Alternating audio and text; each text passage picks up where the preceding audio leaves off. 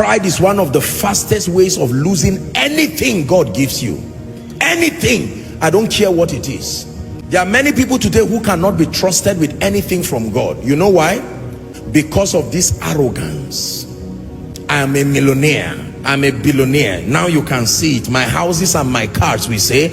I'm a man of God, having global influence across the globe. Especially when you have results to show. If you are proud and you don't have results, you are a fool. That one is not even pride, that's foolishness. Are we together? But there's something called the pride of life. The pride of life is where you have obvious results. You know, people, you can't contest against results. Once you have your results like a report card, you now have the credence to be proud.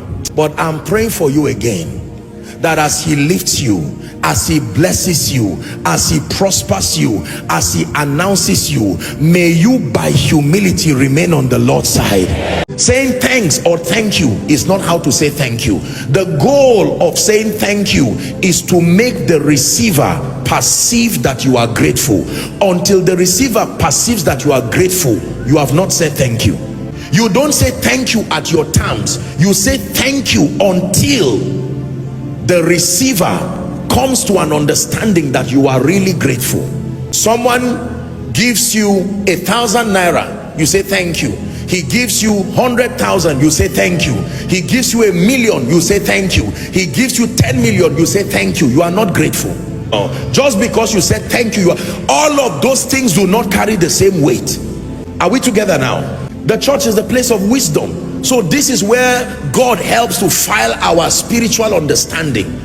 Listen, let me tell you, there are people who may not have the grace for favor upon them, but their sense gratitude midwives the presence of favor until favor comes. They are too grateful to be ignored. You give them a plate of food, they will thank you as if you bought them an aircraft. You feel guilty ignoring them because of how thankful they were. 6 months after this, they are still reminding you again. But there are other people, you have made people to vow vows before God that they have to ask for forgiveness later on because of your attitude. I'm sorry if it sounds hard, I love you, you know that.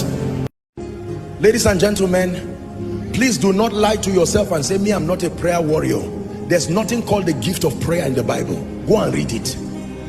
Among the gift of the Spirit, prayer is not there. If you ever think prayer is convenient, you lie to yourself. Prayer is like taking your bath. Prayer is like eating. There are times you are lazy and you almost don't want to smell water, but you know that you need it for your health. And sometimes you have to drag yourself in the morning. Be sleepy while you are praying. You just start praying and a miracle happens. But one thing I can tell you about prayer is prayer can become a habit, empowered by the spirit of grace and supplication. Are we learning? You want to see the glory of God revealed? You must learn to pray, not just as a group, so that people will see you praying and say, this man is powerful. Hannah was not interested in all of that. Corporate prayer is powerful, but corporate prayer is what you bring from your secret place. Prayer is one area you cannot lie about. If you are not, you can be hypocritic about other things, but not prayer.